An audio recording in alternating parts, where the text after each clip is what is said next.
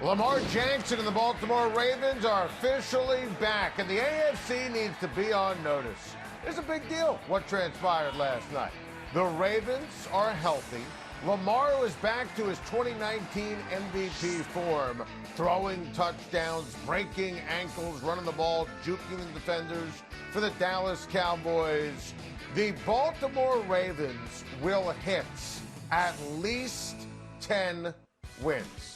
The Ravens will beat the Jaguars. Even though the Giants are reborn, they'll beat the Giants. They'll definitely beat the Cincinnati Bengals.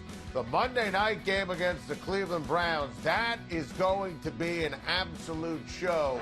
But make no mistake, the Ravens are going to find a way to make the playoffs. And they're back to running the football, playing defense. This is Baltimore Ravens football. You saw J.K. Dobbins. He was amazing. The Gus Bus. He was outstanding. The 1-2 punch was perfect. Then you factor in Lamar. This was exactly what you needed to see. And this wasn't about Dallas being inept. This was about the Ravens doing what they do, which is something we haven't seen on a consistent basis this season. Look, it's been a weird year for John Harbaugh's team. They had Pittsburgh beat at home, and then they blew it. Lamar turned it over left and right. Everyone remembers the Sunday night debacle against New England. Followed that up with the stunning loss against Tennessee. Then COVID hits. I'm telling you, Baltimore makes the playoffs. They can beat anyone in the tournament other than Kansas City. And I expect KC to end up being the one. I expect Pittsburgh to fall to the 2. Can you imagine Baltimore-Pittsburgh in a 2-7 matchup in the first round, wild card round of the postseason? Listen, the Baltimore Ravens are back, and everyone else in the AFC, especially the Steelers, you need to be on notice. Yes, it's been evident all year long, Mike McCarthy, and this Dallas team is a defunct eyesore. Mike McCarthy, and I love the hire, his team is ill-prepared. They don't know which way is up. Remember when Leighton Vander Esch used to play defense? He had no idea where to go last night. The defense is deplorable. Mike Nolan, the defensive coordinator, needs to be fired. Should have never been hired. Look, the issues for Mike McCarthy's team, it goes well beyond not having Dak Prescott. The issues were there when Dak was healthy. And I love the McCarthy hire. He's been dreadful. Jerry Jones has got to be absolutely positively livid. And I can appreciate giving Mike another year, but look, Washington found a way to turn it around, and the Giants have turned it around. The Dallas Cowboys have rolled over and played dead, and that goes back to the head coach. And listen, Kellen Moore has done a terrible job as the offensive coordinator. Yes, I get it. Andy Dalton is the quarterback, but we thought he was going to be the best backup quarterback in the league. Mike needs to fire both his coordinators. Mike McCarthy needs to take over the play calling. The ability to win games has been a foreign concept for Coach McCarthy. Listen, I love the hire. The special teams have been terrible. The in-game decisions have been repulsive. It can get better, but this team, whether it's coordinators or improvement on defense, they need a cleansing.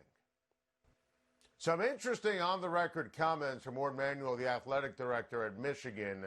Jim Harbaugh, there were a couple of reports that he was going to get a contract extension.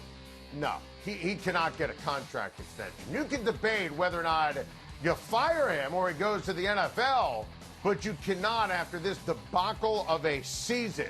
And it has been a train wreck. You cannot, in any way, shape, or form, give him a new deal. I mean, the numbers are wretched. You watch Michigan play. Frankly, it's even worse. Now, I will always make the case that Jim Harbaugh did a great job turning Michigan around. And I don't care about the bowl game stat because bowl games mean different things to different teams. 0-5 against Ohio State, you can't come back from. And then you factor in the mess this year.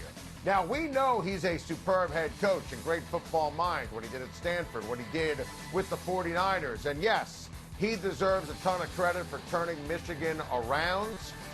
Listen, there are going to be a ton of openings. You know, the Jets job is going to open. The Chargers job is going to open. We'll get to the Bears in a minute, and Harbaugh played in Chicago. That job's going to open. We could see the Jaguars open up. We could see the Bengals open up. If I'm an NFL general manager, I would talk to Jim Harbaugh. I know he can turn my team around. He has a massive ego. Go ask Trent Baalke how that worked out in San Francisco. Go ask Jed York about how that worked out in San Francisco. But you're going to win a ton of games. The one thing that cannot happen is a contract extension at Michigan. Personally, I think it's the right time for Jim to leave. I don't think Ward Manuel, you saw his comments. I don't think he wants to be the guy who fires Jim Harbaugh. I think Harbaugh deserves a ton of credit for turning his alma mater around, but it's time for a divorce with Harbaugh and Michigan.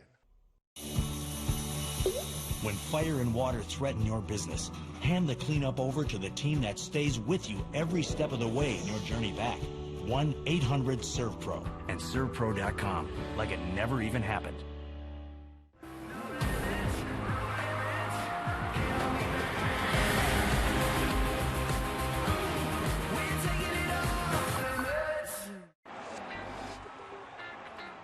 Welcome back. Time to shine. We have a whiteboard, and we're going to use it. Maya Schein, who's blowing off her Hebrew school Zoom to be our assistant, joins us once again. Don't tell Mom. The Chicago Bears off-season will be, how's this? Dramatic.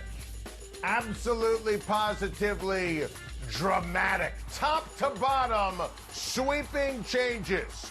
Mitch stinks. Foles stinks. Ryan Pace, the GM, stinks. Matt Nagy stinks. You need a cleansing. New head coach, a new general manager, new quarterbacks. I told you when the Bears were 5-1, they were frauds. They are inept. New offensive lineman would be nice, too. A dramatic offseason. New head coach, new GM, and a new quarterback. Get rid of both Foles and Mitch Trubisky. They took Trubisky over Mahomes and Watson.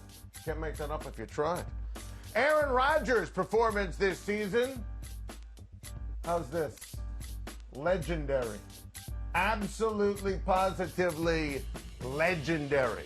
I'd make this case, and I know 2011 would be the only one that you can really fight me on. This is the best season of Aaron Rodgers' career, considering his age, lack of talent around him. Nice job, Brian Gutekunst, with a third-string quarterback and a third-string running back first 2 rounds. What Rodgers is doing this year, it's ridiculously amazing. To me, Aaron Rodgers is the most talented quarterback in the history of the National Football League. I've said it before on Time to Shine. I'll say it again. Aaron Rodgers, the greatest quarterback in terms of talent I've ever seen. Carson Wentz's future is ambiguous. That says ambiguous. Kind of like my handwriting. Ambiguous. Listen. We talked yesterday at length on Time to Shine. Jalen Hurts is now the quarterback, and the Wentz wagon is broken, and Carson Wentz should have been benched, as we first guessed, after the Giants debacle. Should have never played against Cleveland or Seattle or Green Bay. So no doubts that Jeff Lurie, the owner, Howie Roseman, the GM, they were involved here in this decision because you see the numbers? Other than the Chicago quarterbacks, Carson Wentz has absolutely been the worst quarterback in the entire league. Jalen Hurts will provide a spark. Now, I would fire Doug Peterson after the season, and I would keep Carson Wentz, but listen, he is broken right now, and Hurts could play incredibly well down the stretch of the season. Wentz has a crazy contract, as you know. Teams will be interested, but I think the only one that can really afford him, and there's a connection, how about reuniting him with Frank Reich and the Indianapolis Colts? Amy, you're light years ahead of the curve on, well, almost everything, but specifically on this tweet from Sunday after you watched the Raiders and Jets finish on CBS, and my goodness, it was instant, and it was ahead of the curve. telling Greg Williams not to come to work on Monday if you own the Jets. So what would you have said to Greg Williams after that cover zero call? Adam, I can't say on air what I would have said to Greg Williams after the game. It was an indefensible decision, no pun intended. I can't say it was incomprehensible because it was Greg Williams, but it was idiotic. Adam, you know I don't do the whole hot take thing, so that's not a hot take. That is my studied opinion. I would have been so angry after that game that Al would have been trying to calm me down. And yes, that did happen a few times, or maybe more than a few, during my career. That was an idiotic decision to make matters worse than the call itself, which was idiotic. He left an undrafted rookie free agent alone on that island. I hope that that young man's confidence is not shattered. I saw that happen to players during my years in the league. It was indefensible. You nailed it. I love what you said about the poor cornerback, Lamar Jackson, who didn't have a chance on that play. You're absolutely spot on. It was arrogant. It was ignorant. It was vintage Greg Williams. And it's interesting. I started thinking about, all of it. And I started thinking about maybe, a moment of coaching. And I know it's not just one thing that gets somebody fired. And I thought about a specific play when you were the CEO of the Oakland Raiders. Lane Kiffin trotted out Sebastian Janikowski, for a 76-yard field goal attempt against the Buffalo Bills. And listen, we have the footage of this. I mean, this is wild. I remember watching this in 2008. And then notice the score. The Raiders blew the lead. Couple days later, you saw Lane Kiffin, you were there, fired with cause. Any similarities between what transpired with Lane and what transpired with Greg Williams? I don't think so. Adam, you're right. We were up 15-0, I believe it was. Lane tried that field goal with 1 second left in the half. We ultimately blew the lead and lost the game. That field goal attempt is not why Lane was fired. It's not why we lost the game, and it's not why Lane was fired. But what it was emblematic of what the relationship between Al and Lane had become. So when Lane kicked that field goal, that was a statement to Al. Again, something I can't repeat on air. Is it why he was fired? No. Is it a sign of what the relationship had become? Yes. But as to your opening comment that one play doesn't get someone fired, I would have fired Greg Williams after that one play on Sunday, even if there wasn't other reason to do so, just to be clear about that. Excellent stuff, Amy. And, just another question off of what transpired on Sunday, because, listen, for a lot of people who are Jets fans, there was an ebb and flow of emotions watching that. You want your team to win, but intellectually, you could be better off losing every game, getting the number one pick. I will always say players never tank. Coaches never tank. Now, organizations could have a philosophy not of tanking, but maybe it's better to be a team that's at the top of the draft as opposed to the middle of the draft. How would you define or characterize tanking in the NFL? Well, I agree with you entirely. Players do not tank. Coaches do not tank. And in my almost 30 years in the league, I never caught a glimpse of or had any sense whatsoever that any team, organization, team owner, executive wanted to tank. There is, of course, the difference you noted so wisely, Adam. There is a difference between wanting to lose, intending to lose, and losing even when you don't want to or intend to, but realizing, okay, you know what, something good may come out of this. So to anyone who suggests that the team tanked, I say, I don't buy it. I don't buy that ownership, management, coaches, or players wanted to tank. Now, the fact that the team lost may result in a higher draft pick, and that's not necessarily a bad thing, but it wasn't intended. Yeah, and I felt bad, seriously, for Adam Gase, Lamar Jackson, Sam Darnold. I mean, those players clearly wanted to win. Go ahead, Em. They clearly wanted to win, but I do not feel badly for Adam Gase. He heard that call made by Greg Williams in his earpiece. He's the head coach. He should have said, no, no, no, no, we're not doing that. I don't let Adam Gase off the hook for that at all. You're the head coach. You have ultimate authority and ultimate responsibility. You're 100% correct about that. He heard the call. And listen, he had remorse on that on Monday, but you're right. That's his job, his responsibility. No question about that. Now, you were light years ahead of the curve, and I loved it on a Sunday morning on that of the pregame show when you said the Bengals are really just putting Joe Burrow in harm's way, and then poof, we sadly saw what happened to Joe Burrow. Amy, I was thinking of you when Justin Herbert is playing in the fourth quarter of a lopsided blowout, a shutout. This was just, you know what? Go ahead. Just take it from here. Well, I'm making this face at you because you're absolutely right. And look, I wish I was wrong when I shared my concerns that that Joe Burrow might sustain a season-ending or another horrific sort of injury, and he did, and I wish I was wrong. Look, it's a risk-reward analysis. And when I noted that they couldn't protect Joe Burrow, people said, but he needs the playing time. And I said, but it's a risk-reward. The reward, of course, is extra playing time. The risk is horrific injury, and sadly, that's what happened. Well, boy, oh boy, as you noted, here we went again on Sunday. You're losing a game 45-0. Let me do that again for you doing the math at home. You're losing by 45 points.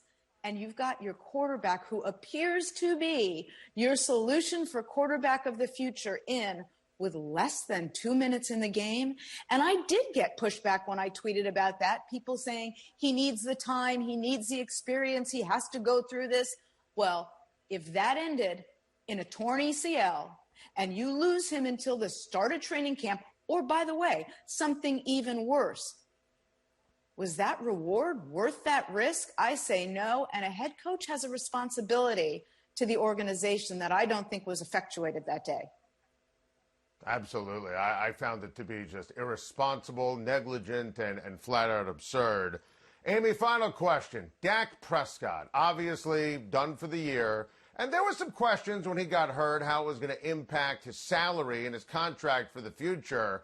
How much do the Dallas Cowboys' struggles positively perhaps impact Dak's next deal? Great point, Adam, because their struggles have shown how much they miss Dak and how much he added to that team that is now missing. But you noted it. The injury is an issue. The team is going to have to be convinced that he will come back 100%. So far, they are very, very confident he will. But there's other factors that are going to go into that contract as well. The cap situation, we don't know what that's going to be exactly going forward, given this virus-impacted year. Cash is always an issue. So there are a lot of issues that will go into this contract, injury recovery being one, but he sure has shown his worth. Amy, this was absolutely positively sensational. We appreciate the time. As always, my friend, we'll see you on Sunday morning. But wait, there's more next. Thank you for watching. Please like and subscribe. And don't forget to hit the bell for more videos.